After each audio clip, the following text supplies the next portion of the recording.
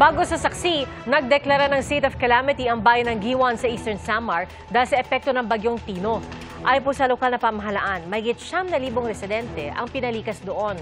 At bukod po sa Eastern Samar, ramdam din sa iba pang bahagi ng Eastern Visayas ang bagsik ng bagyong Tino. Saksi, si Nico Sereno ng GMA Regional TV.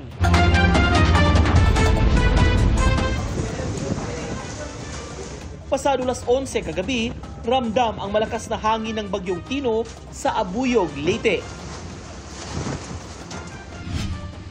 Nang mag-ikot kami kasama ang MDRRMO, bandang alas 4 ng madaling araw, tumambad ang mga nagtumbahang poste ng kuryente. Hindi basta-basta makakalusot dahil sa mga kawad ng kuryente. Maraming poste pong natumba. May ilang bahay ang nasira. Alon at saka yung ulan. At saka nataon din na high tide. Sa Javier, nadatna namin ang mga residenteng nagkukumpuni ng kanilang mga bahay. Sa Mahaplag, problema ang makapal na putik na iniwan ng baha mula sa umapaw na ilog. Wala pang tubig sa gripo at sa munisipyo kailangang mag-igib. Kapag kipot may sa among bahay tungkol sa dako sa tubig. Ang lapok ka dyan na nakuha na kini. Kutob. Hawak. Hawak. Oo. Diya tubig ang diriliog. Sa Silagos, Southern Leyte, kung saan unang naglandfall ang bagyo, kita sa mga wasak na bahay kung gaano kalakas ang hangin. Binahari ng iba't ibang bahagi ng Negros Oriental. Abot dibdib ang tubig na nagpalubog sa ilang bahay sa Gihulngan. Malakas ang agos ng tubig sa ilog sa Barangay Buena Vista. Napalusong ang mga residente sa abot binting baha sa La Libertad. Umapaw ang La Libertad River kaya binaha ang palengke at ilang bahay. Naramdaman din ang bagsik ng bagyong Tino sa Dumaguete. Sa datos ng PDRRMO, mahigit 4,000 ang pinalikas sa lalawigan kagabi. Sa Canlaon City, nalubog ang isang bus terminal.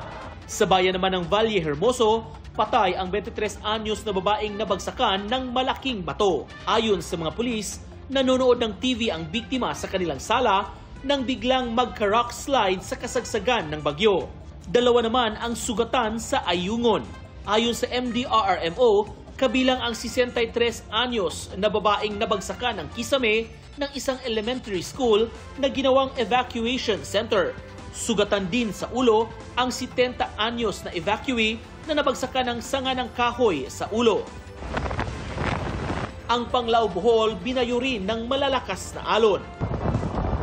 Ayon sa PDRRMO, patay ang isang barangay tanod nitong Lunes matapos tamaan ng puno ng niyog, habang tinatangkang putulin ito bilang pag-iingat. Ilang lugar ang nawalan ng kuryente. Sa Lobok, 7 barangay ang binaha dahil sa pag-apaw ng Lobok River na pinalala ng high tide. 30 bahay ang apektado. Halos 500 pamilya ang inilikas sa mas mataas na lugar. Ilan sa kanila ang nakauwi na pero may mga piniling manatili sa evacuation center. Ayon sa Malacanang, iniutos na ni Pangulong Bongbong Marcos ang pagtutok ng pamahalaan sa mga epekto ng bagyo. Tutungo rin ng ilang miyembro ng gabinete sa mga pinakaapektadong probinsya upang personal na alamin ang kalagayan at tiyaking na ibabalik agad ang mga pangunahing serbisyo. Kabilang sa mga napuruhan ang Cebu na di pa nakakabangon sa magnitude 6.9 na lindol nitong September 30.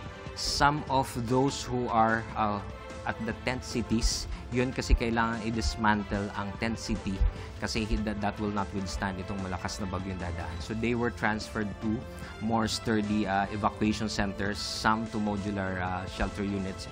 Mahigit 2 milyong family food packs ang naipamahagi ng DSWD habang dumarami ang mga nasa evacuation center.